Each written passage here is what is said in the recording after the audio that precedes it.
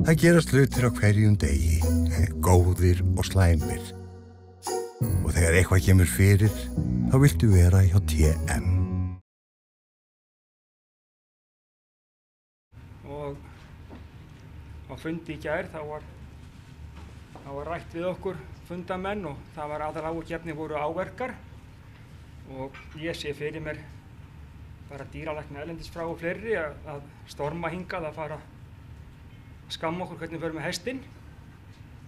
En ef við skoðum þetta aðeins nánar, þessa áverka, þá fyrir það fyrsta getum við kallað þetta, ef við tölum kynbótadóminn, þá getum við kallað þetta steinur, ágrip og svo áverka B. Og hvað skildu þessi áverka B vera margir af rúmlega 1600 sýndum hrossum? Þeir eru 13. Það eru 0,8%. En hvað skildur svo aftur á móti margir knapar vera á bakvið þessu áverka? Þeir eru kannski megnu til 2-3. Og þá spyr ég, er þetta bara ekki heima tilbúin vandi sem skapast bara kjarkleysi og getuleysi að taka á vandamálunum? Af hverju komum við þessum knöpum upp með þetta? Af hverju er þetta ekki eins og í fótboltanum? Það er bara að vísa út af og ef það dugar ekki til þá bara keppnisbann. Af hverju er ekki búið til kerfi þar sem ef menn verður uppvísir af þessu og þá bara fara þeir bara í fríi smá tíma og hugsa sinn gang. Og ef það er staðurinn sem mér er sagt að þetta séu örfáir knapar sem eru á bak við þessar tölur sem eru litlar fyrir, að þá held ég að vandamáli sé nú ekki stórt. Svo er annað mál sem ég hef verið að hugsa og það er að á uppskjöruhátíð þegar verið er að verðlauna afreksmenn í keppnisíþróttum, þá er hjá LH komið ný keppnisgrein. Það er í kynbótasýningum. Það eru menn orðnir verðlaunaðir þar en ekki hér fyrir kynbótasýningar. Og við skulum aðeins hugsa það hvernig menn ná þessum árangri. Ég veit það bara alveg eigin skinni, ég get sagt okkur það. Þeir taka hrossi fyrir okkur heilan vetur og þjálfa það, svo rétt fyrir sýningu að þau halda að það virki illi meðaltali til að vera kynbótaknappi ársins, eða keppnisknappi eins og ég vil kalla það, þá er hrossið bara sendt heim og þú skalt bara fá einhvern annan til að sýna það. Mér finnst alveg óþarfa að ýta undir svona lagað. Þetta á að velja þetta bara eins og í mörgum íþróttum, það eru bara leikmenni sjálfir sem velja sínum hópi. Þá má gera þetta öðru sem að breyta kynbótasýningum í keppni. Takk fyrir.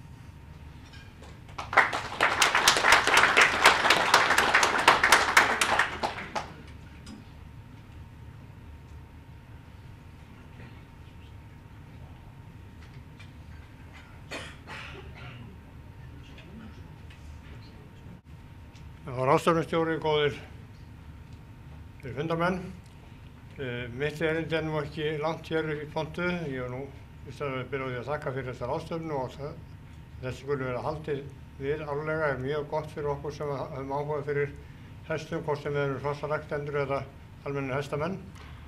En núna stendur svo á að það verða mikil mannaskipti í forystuliði hjá hestafólki. Og leið og ég óska nýjum formanni félags hrossabænda til hamingju með kjörið, þá vil ég þakka þeim sem hér eru að láta af störfum.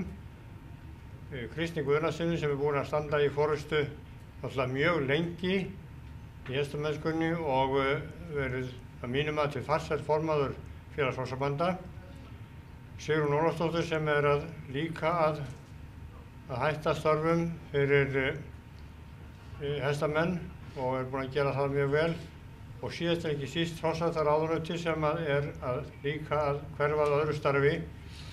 Ég held að það sé full ástæða til þess að færa öllu þessu fólki þakkir fyrir störfin. Við vitum það að það er margt hvílt á þessum einstaklingum og sumt sem ekki hefur verið auðvelt að taka á móti en menn verða fyrir sem að svona störfum gegna.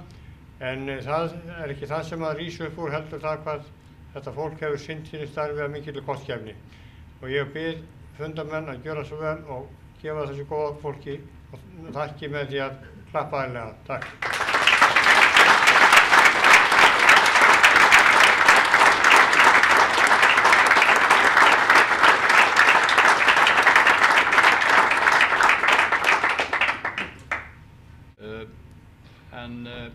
ætli ég biðji ekki hann Guðlaug kannski að koma með aðeins innlegg hérna og svara þessum fyrirspurnum með þessu innleggi Ingimars áverkana.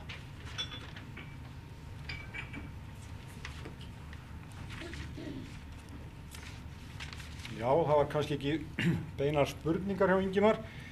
Mér fannst þetta nú mjög góður fundur í gær, aðalfundur Félags hrossabænda, og í mínum huga þá var nú fjöldamargt rætt annað heldur en þessir hlutir, þó auðvitað kæmu þeir eitthvað til tals. Þá held ég að það hefði nú verið svona minnstur tíminn sem að fór kannski í hrossaræktar hópnum var þetta töluvert rætt, en almennt var þetta mjög góður fundur sem fór vitt og breitt yfir sviðið og tók margar tillögur til afgreiðslu og umræðu sem að munu líta dagsins ljós á næstu vikum. Engar síður þá hafa menn áhyggjur af þessum áverkamálum. Við erum núna í 10 ár búin að vera að skoða hross á kynbótasýningu. Þetta er orðin 10 ár hjá okkur og því miður vinnst lítið. Við héldum stóra ráðstefnu á Hvanneyri fyrir nokkrum árum þar sem menn voru mjög einhuga í því að við skildum vinda ofan að þessu, en það hefur því miður ekki tekist. Við höfum líka ályktanir frá fyrri fundum Félags hrossabænda og aðalfundi Félags tamningamanna þar sem menn sló í borðið og sögðu hingað ekki lengra nú ætlum við að reyna að taka á þessu, og við tókum upp nýtt kerfi í sumar við skoðun að skoða hrossin líka fyrir sýningu. Það gekk í sjálfu sér ágætlega. 23,8% auðvitað er það alveg rétt af Ingimar að margt af þessu einhverjar skeinur, en auðvitað eru hrossin ekki meiðslalaus. Það verður að segja, þetta eru 3 kílómetrar og 23,8% hrossanna er ekki meiðslalaus. Ég held að það sé ekki ásættanleg niðurstaða. En það er bara hvaða leið menn vilja fara. Það er náttúrulega verið að ræða og var rætt í gær ýmsar möguleikar í hófalengdum, skeifum, hlífabúnaði.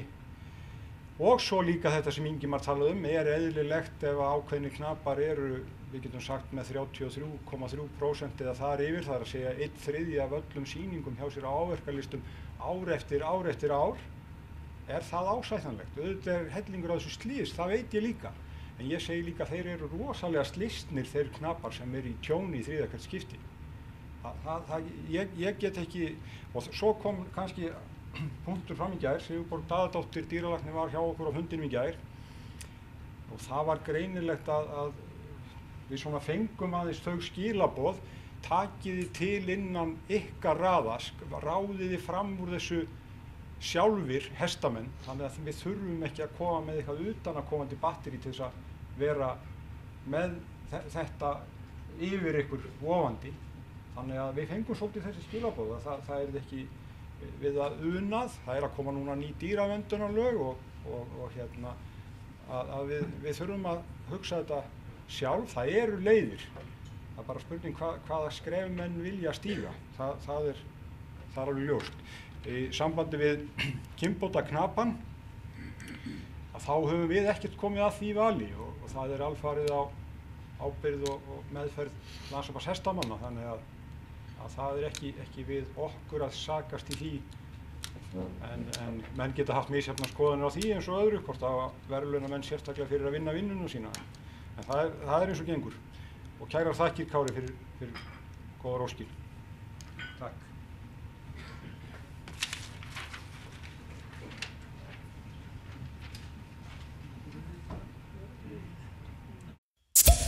Með þolinmæðina að vopni getur maður orðið bestur í heimi. Egils gull, okkar